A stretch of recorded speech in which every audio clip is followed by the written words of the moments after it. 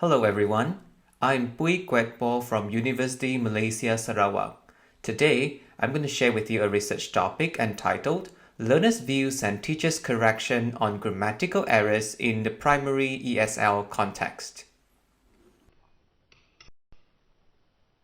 So today's presentation will be divided into Introduction, the study, Findings, Implication, and also Conclusion.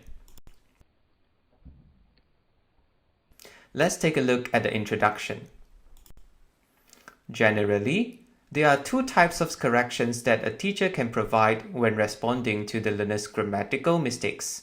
The first one would be oral correction, and the second one is written correction. However, when compared between these two types of corrections, Aoyama thinks that written correction is more suitable for young learners because it is permanent, noticeable, and it provides sufficient time for cognitive processing.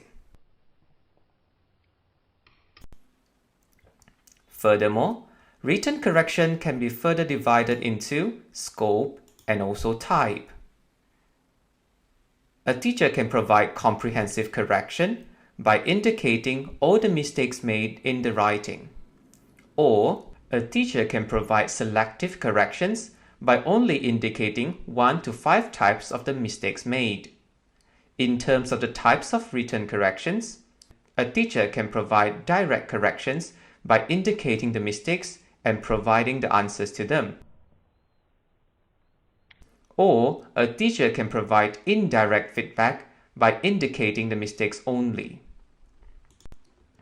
Here I have several examples of the written corrections. On your left, you can see that the teacher is providing direct correction when she also provides the answers to the mistakes. On the right, teacher can provide indirect corrections by using a code, a symbol, or simply putting a cross at the end of an erroneous sentence. Let's take a look at the study.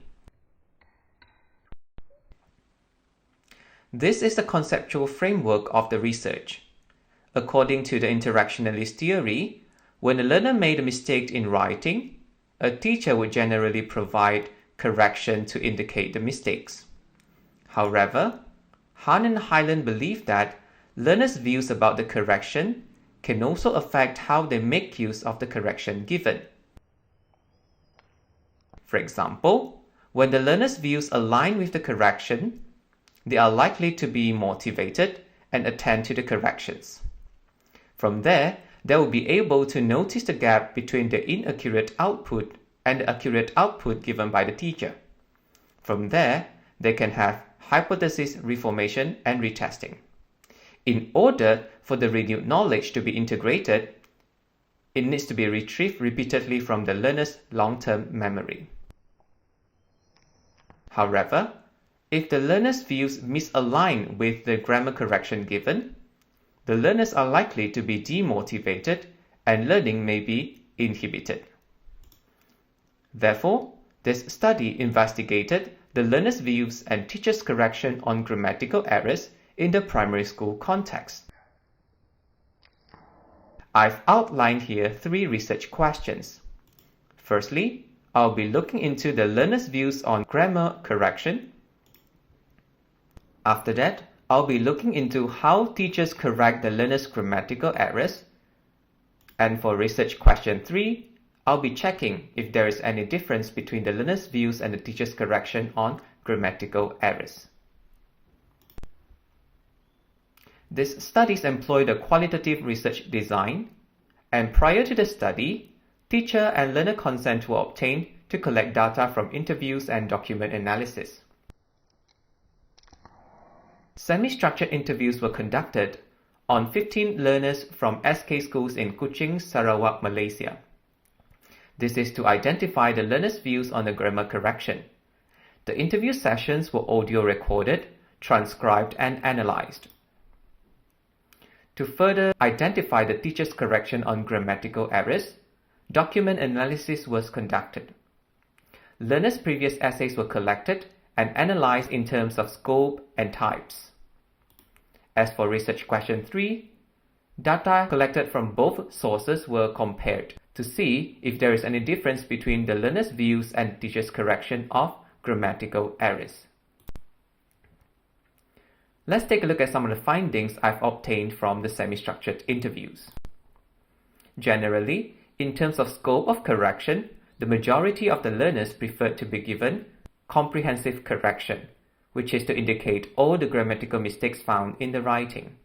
This is so that they can see and know about the errors made. However, 6 learners mentioned that they preferred to be given selective correction, where they can see about the errors and also not to indicate repeated errors.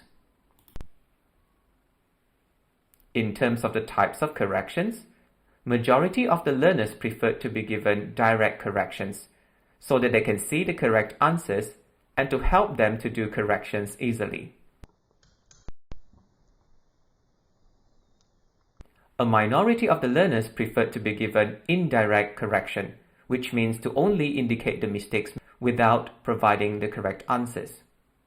This is to let them know about the errors so that they can find the answers themselves. Other than that, some learners mentioned that they preferred to be given whole class discussion, where discussion can be carried out to discuss about the common mistakes done by most of the learners. Besides, some learners were also worried about having too much red inks on their essays. That's why they prefer the teachers to tell them about the mistakes instead of writing it down. In terms of the essays analyzed, all the essays were given comprehensive correction, while none of the essays was given selective correction. In terms of the types of correction, direct correction was found to be given to most of the learners' grammatical errors, regardless of the parts of speech. It is also worthy to note that learners prominently made mistakes in verbs, nouns, and determiners. As for research question 3, data collected from both sources were compared. In terms of the scope of correction, 8 learners preferred receiving corrections on all the grammatical errors, and from the teacher's correction, all the essays were given comprehensive correction.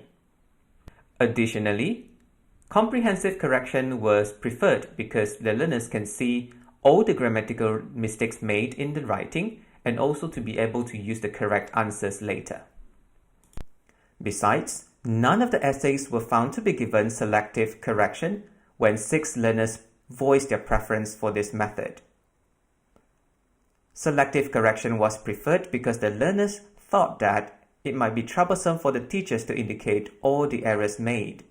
Therefore, they only preferred the teachers to indicate the errors that they are unsure about.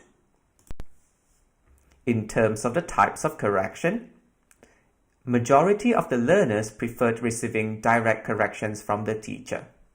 It was found that direct correction was prominently given to the learners' grammatical errors. Direct correction was preferred because the learners can see the answers to the mistakes and to help them write the corrections easily. On the other hand, a minority of the learners' grammatical mistakes were given indirect correction, when 7 learners preferred this form of feedback. Indirect correction was preferred because the learners are informed about the mistakes made, and therefore they can find the answers themselves. Let's take a look at some of the implication of the study. Since different forms of correction, be it direct, indirect, comprehensive, and selective feedback were found helpful in responding to the learner's grammatical errors, therefore, teachers are encouraged to try out different forms of correction when responding to the learner's grammatical mistakes. Besides, discussions with the learners could also be carried out to choose the preferred kind of correction that should be used in the class. As some learners also voiced their preference towards oral corrections, this form of feedback could also be used together with written correction to provide more guidance to the learners.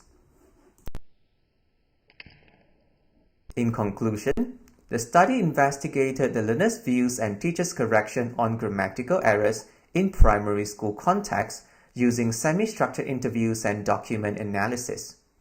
In terms of the scope of correction, more than half of the learners preferred to be given comprehensive correction when they can be informed about all the mistakes made in writing, while less than half of the learners preferred selective correction when they only want to be indicated the errors that they are unsure about. In terms of the types of feedback, the majority of the learners preferred to be given direct correction so that they can know about the correct answers and complete the correction easily, while others preferred to be given indirect correction when they want to be informed about the errors and to find the answers independently. Some learners also preferred to be given whole class discussion and oral corrections from the teachers. In terms of the teachers' correction, it was found that teachers prominently provided comprehensive, direct correction to the learners' grammatical mistakes.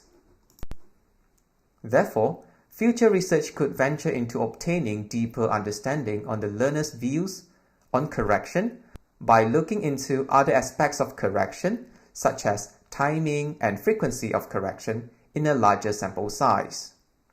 This study has contributed to a better understanding on learners' views and teachers' correction on grammatical errors in the primary school context. Lastly, this study hopes to prompt teachers to reflect on their current practices so as to elevate the quality of feedback given to ESL classrooms. And here are the references for the presentation. Thank you for listening.